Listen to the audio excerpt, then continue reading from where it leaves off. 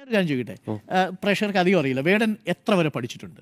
ഞാൻ 10 വരെ പ്രോപ്പറായിട്ട് പഠിക്കാൻ എനിക്ക് പറ്റി. സ്കൂളിൽ പോയി. പിന്നെ +1 +2 ഞാൻ മോഡൽ ബോയ്സിലാണ് പഠിച്ചത്. പക്ഷെ ആ സമയത്ത് സ്കൂളിലൊന്നും പോകാൻ അധികം പറ്റിയിട്ടില്ല. പണിയെടുക്കായിരുന്നു. ജീവിത സാഹചര്യങ്ങൾ അങ്ങനെയായിരുന്നു. 10ാം ക്ലാസ് വരെ പഠിച്ച ഒരു കോളനി പയ്യൻ, അതും ദളിതൻ, കറുത്തവൻ, അതും കഞ്ചാവോളിയും കൂടി ആയ ഒരാള്, ഇതാണല്ലോ BJP-ക്കാര് പറയുന്നത്. അങ്ങനെയുള്ള ഒരു വ്യക്തിയുടെ ഒരു കവിത പോലും പാഠ്യപദ്ധതിയിൽ ഉൾപ്പെടുത്തരുതെന്ന് പറഞ്ഞുകൊണ്ട് BJP-യുടെ സ്വന്തം പൊന്നോമനപുത്രം AK അനുരാജ് എന്ന് പറയുന്ന ഒരു വ്യക്തി വന്നിട്ടുണ്ട്. അതായത് കാലിക്കറ്റ് യൂണിവേഴ്സിറ്റിയിലെ സിൻഡിക്കേറ്റ് അംഗമാണെന്നുള്ളതാണ്. നിങ്ങൾ വാർത്ത കേട്ടോ കണ്ടോ എന്ന് എനിക്കറിയില്ല. എന്നും BJP തന്നെയാണ് തമ്പുരാക്കന്മാരെന്ന് ഉറപ്പിക്കുന്ന രീതിയിൽ വേടന്റെ വരികളിൽ ആരാണ് കിടക്കുന്നതെന്ന് ഇനി ചകഞ്ഞു പോകരുതേ. കാലിക്കറ്റ് യൂണിവേഴ്സിറ്റിയിൽ സംഭവിച്ചത് ഞാൻ വായിച്ചു തരാം. മലപ്പുറം ഹിരൺദാസ് മുരളി എന്ന റാപ്പർ വേടന്റെ പാട്ട് പാഠ്യപദ്ധതിയിൽ ഉൾപ്പെടുത്തിയത് പിൻവലിക്കണമെന്നാവശ്യപ്പെട്ട് BJP അനുകൂല സിൻഡിക്കേറ്റ് അംഗം. കാലിക്കറ്റ് സർവകലാശാല BJP അനുകൂല സിൻഡിക്കേറ്റ് അംഗം AK അനുരാജ് ആണ് വൈസ് ചാൻസലർ P രവീന്ദ്രന് കത്ത് നൽകിയത്. വേടൻ ലഹരി വസ്തുക്കളും പുലിപ്പല്ലും കൈവശം വെച്ചതിന് അറസ്റ്റിലായ വ്യക്തിയാണെന്ന് കത്തിൽ സൂചിപ്പിക്കുന്നു. ഇതാണ് ആള് കൊടുത്തത്. സിൻഡിക്കേറ്റ് അംഗമാണ്. ഞാൻ സിൻഡിക്കേറ്റ് അംഗങ്ങളുടെ ഒക്കെ ലിസ്റ്റ് ഇവിടെ വെച്ചിട്ടുണ്ട്. നിങ്ങൾക്ക് വേണമെന്നുണ്ടെങ്കിൽ ഗൂഗിൾ ചെയ്യാം. കാലിക്കറ്റ് സിൻഡിക്കേറ്റ് അംഗങ്ങളുടെ പേരും ഡീറ്റെയിൽസും ഒക്കെ നോക്കി കഴിഞ്ഞാൽ കിട്ടും. വിത്ത് മൊബൈൽ നമ്പർ അടക്കം കിട്ടും. ആർക്ക് വേണമെങ്കിലും വിളിച്ച് സംസാരിക്കും ചെയ്യാം കേട്ടോ. അതിനുള്ളൊരു സംവിധാനമാണ്. ഇത് ഗവൺമെന്റ് പോർട്ടലിൽ നമുക്ക് ഡൗൺലോഡ് ചെയ്യാനും കോൾ ചെയ്യാനുള്ള എല്ലാ സ്വാതന്ത്ര്യമുണ്ട്. വേണമെങ്കിൽ വിളിച്ചിട്ട് ചോദിക്കുക എന്തുകൊണ്ടാണ് അത് ചെയ്തതെന്നുള്ളത്. കാരണം എന്താ വെച്ചിട്ടുണ്ടെങ്കിൽ മൈക്കിൾ ജാക്സൺ എന്ന് പറയുന്ന മഹാനായിട്ടുള്ള വ്യക്തിയുടെ ഒരു സോങ്ങിന്റെ ഒരു താരതമ്യ പഠനം എന്ന രീതിയിലാണ് വേടന്റെ പാട്ട് അവരെടുത്തിട്ടുള്ളത്. ഭൂമി ഞാൻ വാഴുന്നിടം എന്നൊരു ആൽബം ഇറങ്ങിയിട്ടുണ്ടായിരുന്നു. ആ ആൽബത്തിലെ ആ വരികളാണ് ഇവിടെ താരതമ്യ പഠനത്തിനായിട്ട്. അതായത് വലിയൊരു നേട്ടം വേടന്റെ ലൈഫിൽ നേടാൻ പോവുകയാണ്. MA മലയാളം വിദ്യാർത്ഥികൾക്ക് ഇതാ കേരളത്തിൽ നിന്നുള്ള ഒരു മനുഷ്യന്റെ, ഒരു സാധാരണക്കാരനായ മനുഷ്യന്റെ സോങ് ഇതാ മഹാനായിട്ടുള്ള വലിയൊരു കലാകാരനായിട്ടുള്ള മൈക്കിൾ ജാക്സന്റെ സോങ്ങുമായിട്ട് കമ്പാരിസൺ ചെയ്യുന്നു. എന്താണ് കാര്യം എന്ന് വെച്ചിട്ടുണ്ടെങ്കിൽ മൈക്കിൾ ജാക്സൺ പറഞ്ഞത് കറുപ്പ് വർണ്ണത്തിനെ അടിച്ചമർത്താൻ ശ്രമിക്കുന്ന, അവരെ അടിമകളാക്കാൻ ശ്രമിക്കുന്ന ഭരണകൂടങ്ങൾക്കെതിരെയാണ്. ലോകത്തിലുള്ള എല്ലാ ഇത്തരം വൃത്തികേടുകൾ ചെയ്യുന്ന ഫാസിസ്റ്റ് മനോഭാവത്തെ കുറിച്ചിട്ടാണ് അന്ന് ജാക്സൺ എഴുതിയിട്ടുള്ളത്. നേരെ തിരിച്ച് വേടൻ എഴുതിയ ആ ഒരു പാട്ടിൽ എല്ലാ രാജ്യങ്ങളിലുമുള്ള പ്രശ്നങ്ങൾ ഓരോരോ വരികളിലൂടെ കൃത്യമായിട്ട് പ്രതിപാദിച്ചു പോകുന്നുണ്ട്. അതിൽ ഇന്ത്യയുടെ ഭാഗമാണ് ഇവർക്ക് വലിയ ഒരു കുരു പൊട്ടിയിട്ടുള്ളത്. അതെന്താണെന്ന് ഞാൻ വായിച്ചു തരാം. അതായത് നമ്മുടെ ബാബരി മസ്ജിദ് തകർത്തല്ലോ, എന്നിട്ട് അവിടെ ഒരു ശ്രീരാമക്ഷേത്രമാണെന്ന് പറഞ്ഞിട്ട് നിലവിലുള്ള ആ ഒരു പള്ളി തകർത്ത് ശ്രീരാമൻ ജനിച്ചു എന്ന് ഇവർ ഉറപ്പിക്കുന്ന ഭൂമി തകർത്ത് പുതിയൊരു സാധനം ഉണ്ടാക്കി എന്നുള്ളതാ. സാധാരണ നിലക്ക് നമ്മളെ വീട്ടിൽ ആരെങ്കിലും കയ്യേറിയിട്ടുണ്ടെങ്കിൽ നമ്മളെ വീട് തിരിച്ചെടുക്കുക എന്നുള്ളതാ. പിന്നെ ആ വീട് തകർത്ത് വീണ്ടും നമ്മൾ വേറൊരു വീട് വെക്കുമോ? ഇല്ല, നമുക്ക് അതിനോട് സ്നേഹം ഉണ്ടെങ്കിൽ അത് നിലനിർത്തുക. ഇവിടെ എന്താന്ന് വെച്ചിട്ടുണ്ടെങ്കിൽ മതമിരുളിൽ ഭാരതാംബയോ വെട്ടം തേടി അലഞ്ഞു നടപ്പു എന്നുള്ളതാണ്. മതവെറിയില് ഇന്ത്യയിലുള്ള ഒരു രാഷ്ട്രീയമാണ് അദ്ദേഹം പറഞ്ഞിട്ടുള്ളത്. മണിപ്പൂരിലേക്ക് നോക്കുകയാണെന്നുണ്ടെങ്കിൽ അവിടെ ഉണ്ടാക്കിയ പ്രശ്നങ്ങൾ BJP-യുടെ RSSന്റെ എത്രത്തോളം ക്രൂരമായിട്ടുള്ള കൈപ്പാടുകൾ അതിൽ പതിഞ്ഞിട്ടുണ്ടെന്ന കാര്യം നമുക്കറിയാം. അതുകൂടാതെ തന്നെ ബാബരി മസ്ജിദ് പോലെയുള്ള ഒരുപാട് മസ്ജിദുകളിന്റെ അടിയിലൂടെ ഇവര് നുഴഞ്ഞു കയറി അവിടെ ശിവലിംഗം പ്രതിഷ്ഠിപ്പിച്ചുകൊണ്ട് പ്രശ്നമുണ്ടാക്കാൻ ശ്രമിക്കുന്നതും നമുക്കറിയാം. അതേപോലെ തന്നെ ദളിതനെ ചവിട്ടിക്കൂട്ടുന്ന രാഷ്ട്രീയം എല്ലാം ഉണ്ട്. ഈ സാധനത്തിലൊക്കെ മതം എന്നൊരു സാധനമുണ്ട്. ജയ് ശ്രീരാം വിളിക്കുന്നത് ഒരാളെ കൊല്ലുമ്പോഴാണ് ഞാൻ കേൾക്കാറുള്ളത് എന്ന് വേടൻ പറഞ്ഞില്ലേ? സത്യമായിട്ടുള്ള കാര്യം. നമ്മൾ ഒരുപാട് ചർച്ച ചെയ്തൊരു വിഷയമാണ്. ജയ് ശ്രീറാം വിളി കേൾക്കുമ്പോൾ നമുക്ക് തന്നെ ഭയമാവുന്ന രീതിയിലാണ്. കാരണം ജയ് ശ്രീരാം വിളിക്കുന്ന ക്ഷേത്രങ്ങളൊന്നുമില്ല. ആകെയുള്ളത് തെരുവീതികളിൽ ഈ മുസ്ലിങ്ങളെ അടിച്ചമർത്താനും അതേപോലെ ക്രൈസ്തവരെ അടിച്ചമർത്താൻ വേണ്ടിയിട്ടാണ് ഇവർ ഉപയോഗിക്കുന്നത് എന്നുള്ളതാണ്. ബാബരി മസ്ജിദ് അവർ തകർത്തതിനെതിരെയാണ് വേടന്റെ ഒരു വരി അവിടെ കിടന്നത്. ഭാരതാംബ മിണ്ടാൻ കഴിയാതിരിക്കുക, മതവേറി പൂണ്ട ആളുകളാണ് ഈ രാജ്യത്ത്, അതുകൊണ്ടാ പറ്റുന്നില്ല മിണ്ട. അപ്പൊ അതിനെതിരെയൊക്കെയാണ് ഇയാൾ കേസ് കൊടുത്തിട്ടുള്ളത്. നമുക്ക് എന്തായാലും ഒന്ന് വായിക്കാം. കാലിക്കറ്റ് സർവകലാശാലയിലെ BA മലയാളം 4ാം സെമസ്റ്ററിലാണ് വേടന്റെ ഭൂമി ഞാൻ വാഴുന്നിടം എന്ന റാപ്പ് ഗാനം ഉൾപ്പെടുത്തിയിരിക്കുന്നത്. മൈക്കിൾ ജാക്സന്റെ they don't care about us എന്ന പാട്ട് വേടന്റെ പാട്ടും തമ്മിലുള്ള താരതമ്യ പഠനമാണ് ഈ പാഠത്തിലുള്ളത്.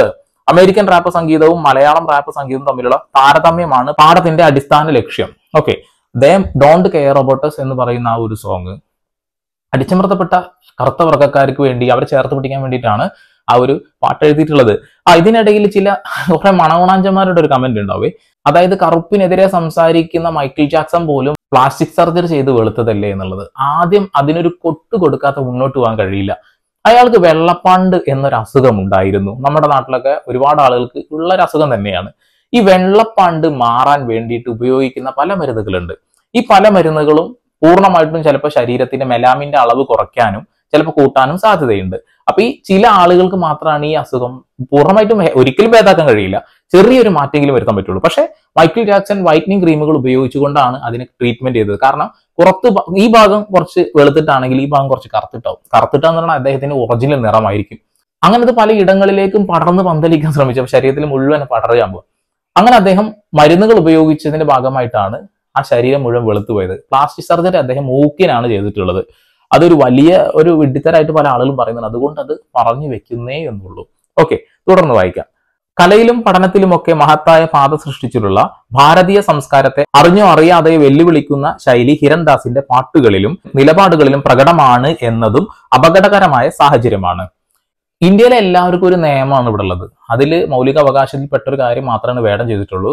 ഒരു രാഷ്ട്രീയക്കാർക്ക് മാത്രമേ ഇത്തരം കാര്യങ്ങൾ സംസാരിക്കാൻ പാടുള്ളൂ എന്നില്ലല്ലോ. സാഹിത്യകാരന്മാർക്കും സംസാരിക്കാം. പല സാഹിത്യകാരന്മാരും തന്റെ വരികളിലൂടെ അത് പറയുന്നുണ്ട്. ഇവിടെ ഭൂമി ഞാൻ വാഴുന്നിടം എന്ന ഒരു ഗാനം ഇയാൾ നോക്കിയിട്ട് പോലുമില്ല. അതുകൊണ്ടൊക്കെ തന്നെയാണ് ഇത് പറയുന്നത്. അങ്ങനെയെങ്കിൽ മൈക്കിൾ ജാക്സനെതിരെ ഒരുപാട് അലിഗേഷൻസ് വന്നിട്ടുണ്ടല്ലോ. അതിൽ പല കേസുകളും ഇന്നും ഒത്തുതീർപ്പാവാത്ത ഒരുപാട് കേസുകളുണ്ട്. അപ്പൊ എന്തുകൊണ്ട് മൈക്കിൾ ജാക്സന്റെ ഈ ഒരു സോങ് ഇവിടെ പാടില്ല എന്ന് നിങ്ങൾ പറയാതിരിക്കുന്നത്? പറയാതിരിക്കാനേ നിങ്ങൾക്ക് കഴിയുള്ളൂ. പറഞ്ഞു കഴിഞ്ഞാൽ നിങ്ങൾ കുടുങ്ങിപ്പോവും. ഇപ്പൊ പാണ്ടിക്കാട് കുഞ്ഞനാണ് ഏറി കിടക്കുന്നത്, അതിന്റെ അപ്പുറത്തേക്ക് നിങ്ങൾ കയറിപ്പോവും. ഒരു തർക്കവും വേണ്ട. ഈ വീഡിയോ ഇറങ്ങുന്നതോടുകൂടി മിക്കവാറും ചിലപ്പോൾ നിങ്ങൾ എയറിൽ പോകാനുള്ള സാധ്യതയും കാണുന്നുണ്ട്.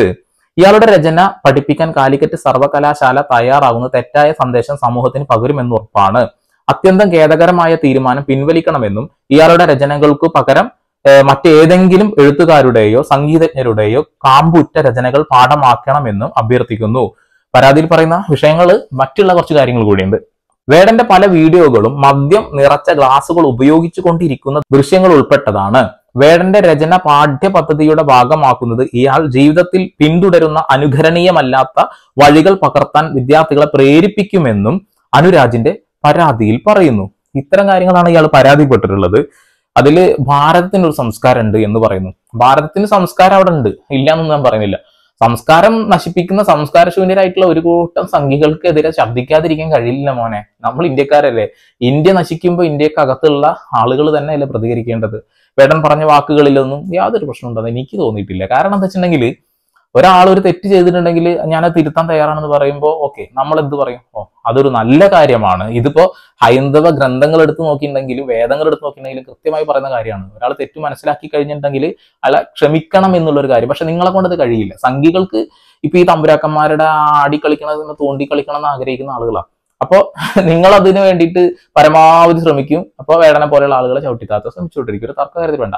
10ാം ക്ലാസ് വരെ മാത്രം പഠിച്ചൊരു പയ്യൻ, നിറത്തിന്റെ പേരിൽ ചെറുപ്പം മുതൽ അധിക്ഷേപങ്ങൾ ഏറ്റുവാങ്ങിയ ഒരു മനുഷ്യൻ, ജാതിയുടെ പേരിൽ അധിക്ഷേപങ്ങൾ ഏറ്റുവാങ്ങിയ ഒരു മനുഷ്യൻ, എന്നെ പോലെ തന്നെ ഒരുപാട് ആളുകൾ അത് അനുഭവിക്കുന്നുണ്ടെന്ന് മനസ്സിലാക്കി അതിനെതിരെ ശബ്ദം ഉയർത്തിയ ഒരു മനുഷ്യൻ. ആ മനുഷ്യന്റെ ഒരു കൃതി അത് ഒരു പാഠ്യപദ്ധതിയുടെ ഭാഗമാവുമ്പോൾ ഏതൊരു ഇന്ത്യക്കാരൻ ഏതൊരു കേരളീയനും അഭിമാനം കൊള്ളേണ്ട ഒരു സമയത്ത്, കാരണം മൈക്കിൾ ജാക്സന്റെ ഒരു പാട്ടിനോട് ഉപമിക്കുന്നു അല്ലെങ്കിൽ അതിനെ താരതമ്യപ്പെടുത്തുന്നു എന്ന് പറയുമ്പോൾ അഭിമാനിക്കേണ്ട ഒരു നിമിഷത്തിന്റെ അപ്പുറത്തേക്ക് സംഗീത മനോഭാവമുള്ള ഇത്തരം കുറെ ആളുകൾ ചേർന്നുകൊണ്ട് അദ്ദേഹത്തിന് അടിച്ചമർത്താൻ ശ്രമിക്കുമ്പോൾ നിങ്ങൾ എത്ര അടിച്ചമർത്താൻ ശ്രമിക്കുന്നു അത്രത്തോളം അദ്ദേഹം ഉയരങ്ങളിലേക്ക് പോകുന്നുള്ള കാര്യത്തിൽ തർക്കമൊന്നും വേണ്ട. ഇപ്പൊ അടുത്ത ജന്മത്തിൽ ബ്രാഹ്മണനായി ഞാൻ ജനിക്കണമെന്ന് ആഗ്രഹിക്കുന്നു എന്ന് പറഞ്ഞ ആ ഒരു കാര്യത്തെ നല്ല രീതിയിൽ തന്നെ വേടൻ പറഞ്ഞു. അതായത് ഒരാൾ ജന്മം കൊണ്ടാണോ വലിയവനാവേണ്ടത്, അയാൾ ചെയ്യുന്ന പ്രവൃത്തി കൊണ്ടല്ലേ എന്ന് പറഞ്ഞപ്പോ കുറെ സംഖ്യകൾക്ക് ഉരുപൊട്ടി. അത് സുരേഷ് ഗോപി ഉദ്ദേശിച്ചത് അങ്ങനെയല്ല, ശബരിമലയിൽ ഒന്ന് പൂജിക്കാൻ വേണ്ടിയിട്ടാണ് എന്നുള്ളത്. അങ്ങനെയാണെങ്കിൽ ശശികല മേഡം പോലും പറഞ്ഞൊരു കാര്യമുണ്ടല്ലോ, വേദം പഠിച്ച ഗ്രന്ഥം പഠിച്ച പൂജാക്രിയകൾ പഠിച്ച ഏതൊരു മനുഷ്യനും പൂജിക്കുക എന്നുള്ളത്. പൂജ പഠിച്ചാൽ ജീവിത രീതി പിൻപറ്റിയാൽ ഏത് നായാടിയാണെങ്കിലും പൂജാതി കർമ്മങ്ങൾക്ക് അർഹനാണ് എന്നുള്ളത് കേരളത്തിൽ അത്തരം തീരുമാനമെടുപ്പിച്ചത് സംഘപരിവാർ സംഘത്തിന്റെ NR മധുചേട്ടനെ പോലെ തന്നെ NR മധുചേട്ടൻ പലപ്പോഴും എടുത്തു പറഞ്ഞിട്ടുണ്ട്. അദ്ദേഹത്തിന്റെ പേര് മാധവ്ജി എന്ന് പറഞ്ഞ RSSന്റെ പ്രചാരകനാണ്. അങ്ങനെയെങ്കിൽ സുരേഷ് ഗോപിക്ക് വേദം പഠിച്ചുകൊണ്ട് ശബരിമലയിൽ പൂജാരിയാക്കി എടുത്തുകൂടെ? അതൊക്കെ അല്ലേ ഒരു സ്പോർട്സ്മാൻ സ്പിരിറ്റ് ആയിട്ട് എടുക്കുക. അല്ലെങ്കിൽ വേണ്ട, നിങ്ങൾ തന്നെ പഠിപ്പിച്ചു കൊടുക്കുന്ന ഒരുപാട് ആളുകളുണ്ടെന്നല്ലേ പറയുന്നത്. അവരെ ശബരിമലയിലേക്ക് അടുത്ത തവണ പൂജാരിയായിട്ട് വെക്കി. പറ്റില്ല നിങ്ങളെ കൊണ്ട്. അപ്പൊ ഡയലോഗ് അടിക്കാൻ മാത്രമേ നിങ്ങളെ കൊണ്ട് കഴിയുള്ളൂ എന്നുള്ളതാണ്. ഒരാളെന്റെ വീഡിയോയിലിട്ട കമന്റ് ആണത്. അതായത് സുരേഷ് ഗോപിക്ക് ശബരിമലയിൽ പൂജാരി ആവണമെന്ന് ആഗ്രഹം ഉള്ളത് കൊണ്ടാണെന്നുള്ളത്.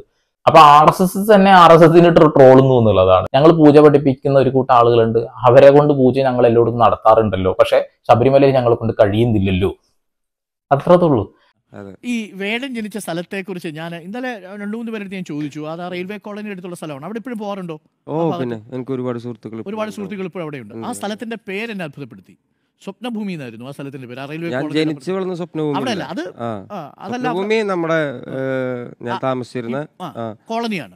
അതൊരു കോളനിയാണ്, ഒരു പട്ടികജാതിക്കാരുടെ കോളനിയാണ്. അതിന്റെ പേരായിരുന്നു സ്വപ്നഭൂമി. പിന്നെ സ്വപ്നഭൂമി കോളനി, തടപ്പറമ്പ് കോളനി. നമ്മളെന്താ അറിയോ, സ്വന്തമായിട്ട് വീടില്ലാത്ത കാരണം ആ ഒരു പഞ്ചായത്തിൽ തന്നെ ആ പഞ്ചായത്തോട് അടുത്ത് നിൽക്കുന്ന പല സ്ഥലങ്ങളിലേക്കും മാറി മാറി മാറി മാറി മാറി മാറി മാറി അങ്ങനെയാണ് ജീവിച്ചിരിക്കുന്നത്. ഓക്കെ, അയാളൊരു കോളനിയിൽ താമസിച്ച മനുഷ്യനാണ്. ഞാനും ഒരു കോളനിയിൽ താമസിച്ച മനുഷ്യനാണ്. 10 സെന്റ് കോളനി എന്ന് പറയുമ്പോൾ എല്ലാവരും അവനാ കോളനിയാ എന്ന് തന്നെ കേട്ട് മറന്ന ഒരു മനുഷ്യൻ തന്നെയാണ് ഞാൻ. ഇപ്പോ ഈ വെളിച്ചത്തിന് മുന്നിൽ ഇരിക്കുമ്പോൾ കുറച്ച് നിറം വെച്ചാൽ നിങ്ങൾക്ക് തോന്നുന്നുണ്ടാവും. കറുപ്പിന്റെ പേരിൽ ഒരുപാട് തവണ നാണം കെട്ട ഒരു മനുഷ്യൻ കൂടി തന്നെയാണ് ഞാൻ. ഈ പല്ല് പൊട്ടിയതിന്റെ ഭാഗമായിട്ട് പോലും കമന്റ് ബോക്സിലടക്കം നിറഞ്ഞ ഒരുപാട് അധിക്ഷേപങ്ങൾ കേട്ട ഒരു മനുഷ്യനെ, ബോഡി ഷേമിങ് കേട്ട ഒരു മനുഷ്യൻ തന്നെയാണ് ഞാൻ. ഒരു തർക്കവും ആ കാര്യത്തിൽ വേണ്ട. അതുകൊണ്ടൊക്കെ തന്നെ കൃത്യമായിട്ട് വേടൻ അനുഭവിച്ച കാര്യങ്ങൾ മനസ്സിലാക്കാനും അതിന്റെ കൂടെ നിന്ന് സംസാരിക്കാനും എന്നെ പോലെയുള്ള ആളുകൾ കഴിയും. ഇപ്പൊ നിറം വെച്ചു എന്ന് ചില ആളുകൾ പറയും. അത് കാലം അങ്ങനെ ആക്കിയെടുക്കുന്നതാണ്. പല ആളുകളും പല സമയങ്ങളിൽ പല രീതിയിലാവും. ചെറുപ്പത്തിൽ നമ്മൾ ഫുട്ബോളും ഇതൊക്കെ കളിച്ച് പാടത്തും പറമ്പിലൊക്കെ നടന്നിരുന്ന ഒരു സമയം ഉണ്ടാവും. ആ ഒരു സമയത്ത് നമ്മളെ നിറം പോവും, ചിലപ്പോൾ നിറം വരും. അതൊന്നും നമ്മളെ ബോധേടാവേണ്ട ഒരു വിഷയമുള്ള കാര്യമല്ല. പക്ഷെ അത് ബോധേടാവുന്നത് മറ്റുള്ള ചില ആളുകളാണെന്നുള്ളത്. ഇപ്പൊ ഞാനൊന്ന് തടിച്ച ചിലപ്പോൾ ചില ആളുകൾ പറയും, ഓ നന്നായി തടിച്ച് അടിപൊളിയായിട്ടാ. നിന്ന് മെലിഞ്ഞു കഴിഞ്ഞാൽ പറയും, ഓ വളരെ തടി കുറഞ്ഞ ആകെ മോശം, ആകെ എന്താടാ എന്ന രീതിയിലാണ്. അപ്പൊ പലതും പല ആളുകൾക്കാണ് പ്രശ്നമുള്ളത്. അപ്പൊ നിങ്ങളോട് ചില ആളുകൾ അത് പറഞ്ഞില്ല എന്ന് കരുതിക്കൊണ്ട് അത് ഇല്ല എന്നുള്ളതല്ല, അത് മനസ്സിലാക്കിക്കൊള്ളാം. ജാതിപരമായിട്ടുള്ള അധിക്ഷേപങ്ങൾ ഏറ്റവും ഒരുപാട് ആളുകൾ നമുക്കറിയാം. നമ്മളെ ക്ലാസ് മുറികളിൽ തന്നെ അത് അനുഭവിച്ച ഒരുപാട് ആളുകളുണ്ട്. പല കാര്യങ്ങളും ഉദാഹരണ സഹിതം പറയാൻ പറ്റില്ല, അതുകൊണ്ടാണ് അത് പറയണ്ട എന്ന് കരുതികൊണ്ട് തന്നെയാണ് ഇത് മാറ്റി വെച്ചിട്ടുള്ളത് എന്നുള്ളതാണ്. പട്ടംകുളം പഞ്ചായത്തിൽ വെള്ളറമ്പ് എന്ന സ്ഥലത്ത് 10 സെന്റ് കോളനിയിൽ തന്നെയായിരുന്നു ഞാനും താമസിച്ചിരുന്നത്. അതിനെ ഒരു കോളനി എന്നൊരു തെറിയായിട്ട് ഉപയോഗിക്കുന്ന പല ആളുകളും ഞാൻ അവിടെ നിന്നും കണ്ടിട്ടുണ്ട്. അത് എല്ലായിടങ്ങളിലും കണ്ടിട്ടുണ്ട്. പല സിനിമകളിലും തമാശയായിട്ട് പോലും പറയുന്നു അവനൊരു കോളനിയാ എന്നൊരു രീതിയിലേക്ക് മാറ്റുന്നതും വളരെ മോശമല്ലേ. അപ്പൊ നിങ്ങൾ അറിഞ്ഞോ അറിയാതെയും മറ്റുള്ള ആളുകൾ അവഗണിക്കുന്നുണ്ട്. ആ കാര്യം നിങ്ങൾ ഓർക്കണം. ചില ആളുകൾ പറയും, ചില ആളുകളല്ല, രാഷ്ട്രീയ നേതാക്കന്മാർ തന്നെ ഇപ്പൊ ഓരോരോ സമരമുഖങ്ങളിൽ പറയുന്ന വാക്കാണ് ചെറ്റകളെ പരനാറികളെ എന്നൊക്കെ, ദരിദ്രവാസി എന്നൊക്കെ. ആരാണ് ഇവരൊക്കെ? ചെറ്റായി എന്ന് പറഞ്ഞിട്ടുണ്ടെന്നുണ്ടെങ്കിൽ പാവപ്പെട്ട ആളുകൾ ഓല വീടൊക്കെ വെച്ചിട്ട് ഒരു കാലത്ത് ജീവിച്ചിരുന്നു. ഇന്നും ഉണ്ട് അങ്ങനെ കുറെ ആളുകൾ തെരുവീതികളിൽ ജീവിക്കുന്നത്. അവരെയാണ് ചെറ്റകൾ എന്ന് വിളിക്കുന്നത്. അതായത് ഒന്നുമില്ലാത്തവൻ, ദരിദ്രവാസി എന്നൊക്കെ നിങ്ങൾ ഉപയോഗിക്കുന്ന വാക്കുകൾ. ദരിദ്രവാസി എന്ന് പറയുന്നതല്ല, ഒരു നേരത്തിന് ഭക്ഷണം കഴിക്കാൻ പോലുമില്ല, ഉടുന്നുണിക്ക് മറുതുണിയില്ലാത്ത ഒരു കൂട്ടം ആളുകളെയാണ് നിങ്ങൾ ദരിദ്രവാസികൾ എന്ന് വിളിക്കുന്നത്. അങ്ങനെ പല രീതിയിലും ഇന്നും നിങ്ങൾ അധിക്ഷേപിച്ചുകൊണ്ടിരിക്കുന്നത്. നിങ്ങൾക്ക് അതിന്റെ അർത്ഥം അറിയാതെയാണ് ഉപയോഗിക്കുന്നത് എന്നുള്ളതാ. അർത്ഥം മനസ്സിലാക്കി നിങ്ങൾ അത് അവസാനിപ്പിച്ചോളും. വേറൊന്നും പറയുന്നില്ല. ഒരു ക്ലിപ്പും കൂടി കേട്ട് നമുക്ക് നിർത്താട്ടോ. ഉത്തമരെല്ലാരും കല്ലെറിഞ്ഞ് കല്ലുകൊണ്ട് എന്റെ മുഖം മുറിഞ്ഞ് ആ കല്ലു വെറുക്കി ഞാൻ പാത വിരിച്ചതിൽ വില്ലുവണ്ടിയേറി പായുമ്പോൾ എന്നുടെ തലപ്പാവിനെന്ത് തിളക്കം, തലപ്പാവിനെന്ത് തിളക്കം, എന്റെ തലപ്പാവിനെന്ത് തിളക്കം. ഞാനിത് കഴിഞ്ഞിട്ടേ കൊച്ചുമക്കളായിരിക്കുമല്ലോ മിക്കപ്പോഴും വരിക ഷോ കാണാനായിട്ട്. ഞാൻ അവരോട് ചോദിക്കും, ഈ തലപ്പാവ് വെച്ച് ആരാണ് വില്ലുവണ്ടിയിൽ തലപ്പാവും വെച്ചിട്ട് ഈ രാജവീതി മുറിച്ച് വന്നത് ആരാണെന്ന് ഞാൻ ചോദിക്കും. അവർക്ക് അറിയാന്നേ. അതെ, അവരിങ്ങനെ ഏറ്റുപാടുന്നേത് അയ്യങ്കാളി അയ്യങ്കാളി എന്ന് പറഞ്ഞിട്ട് ഒരു ഞാൻ അതൊരു 4-5 പ്രാവശ്യം പറയിപ്പിക്കുന്നേ. അത് നമുക്കതൊരു വേറൊരു എനർജി.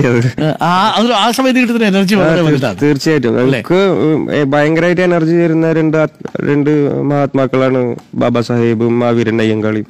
അപ്പോ അവരുടെ പേര് കേൾക്കുന്നതും അതെനിക്ക് ഭയങ്കര എനർജി തരുന്ന ഒരു കാര്യമാണ്.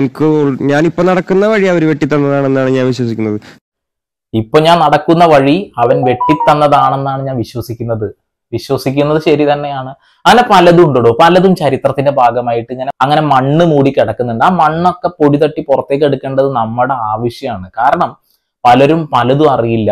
BJP-കാരുടെ പ്രശ്നം എന്താ വെച്ചിട്ടുണ്ടെങ്കിൽ, നമ്മൾ ഈ ചരിത്രം പറയുകയാണെന്നുണ്ടെങ്കിൽ, ചരിത്രം പഠിക്കുകയാണെന്നുണ്ടെങ്കിൽ BJP അവിടെ എവിടെയില്ല. ഇവിടെ അമ്പലത്തിൽ കയറാനാണെന്നുണ്ടെങ്കിൽ, മറയ്ക്കാനാണെന്നുണ്ടെങ്കിൽ, വിദ്യാഭ്യാസം നേടാനാണെന്നുണ്ടെങ്കിൽ എല്ലാത്തിനും പടപൊരുതിയത് ഒരുപാട് നല്ല മനുഷ്യന്മാർ. അതിൽ BJP-കാരില്ല, RSS-കാരില്ല, RSS മനോഭാവമുള്ള ആളുകളില്ല എന്നുള്ളതാണ്. അവരൊക്കെ ഈ ഒരു ചരിത്ര സമരങ്ങളെയൊക്കെ ഏത് രീതിയിലാണ് കണ്ടിരുന്നത് എന്നും നമുക്ക് ചരിത്രം നോക്കിയാൽ മനസ്സിലാവും. എല്ലാത്തിനെയും പിന്നിൽ നിന്ന് കുത്തുക എന്നുള്ള മറയ്ക്കുന്ന സമരത്തിന് വേണ്ടിയിട്ട് പണിയെടുത്തപ്പോ അതിനെതിരെ മറക്കില്ല ഞങ്ങളെന്ന് പറഞ്ഞു ഒരു കൂട്ടം സവർണരുണ്ട് എന്നുള്ളതാണ്. അത് ഒരുപാടുണ്ട്. മുലക്കരം കൊടുത്തിരുന്ന നാടാണ് ഇത് എന്ന് പറയുമ്പോൾ, ഒരു സ്ത്രീക്ക് ഈ മുലക്ക് കരം കൊടുക്കേണ്ട ഒരു അവസ്ഥ വന്ന നാടാണ് എന്നുള്ളത്. സ്വന്തം വീട്ടിൽ കൊലയ്ക്കുന്ന വാഴക്കുല അത് തമ്പുരാൻ വെട്ടിക്കൊണ്ടിരുന്ന ഒരു കാലം ഉണ്ടായിരുന്നു എന്നുള്ളതാണ്. ഇതിനെതിരെ പടപൊരുതിയ ആളുകളെ കുറിച്ച് പറയണ്ടേ? പിന്നെ മഹാത്മാഗാന്ധിയെ കുറിച്ച് പറയണ്ടേ? മഹാത്മാ അയ്യങ്കാളിയെ കുറിച്ച് പറയണ്ടേ? അംബേദ്കറിനെ കുറിച്ച് പറയണ്ടേ? ഇവരെ കുറിച്ച് പറയുക തന്നെ വേണം. ഇവരാരാണെന്ന് മനസ്സിലാക്കുകയും വേണം. RSS എന്താണെന്ന് BJP എന്താണെന്ന് മനസ്സിലാക്കുകയും വേണം. തീർച്ചയായിട്ടും മനസ്സിലാക്കണം. എന്തായാലും ഈ വിഷയത്തിൽ വേടന്റെ കൂടെ തന്നെ നിൽക്കും. അയാൾ കഞ്ചാവ് വലിച്ച വിഷയത്തിൽ അദ്ദേഹത്തിനെ തള്ളി മാറ്റുകയും ചെയ്യും. വീണ്ടും വരെ പുതിയ വാർത്താവിശേഷങ്ങളുമായി സന്ദീപ്. Signing off.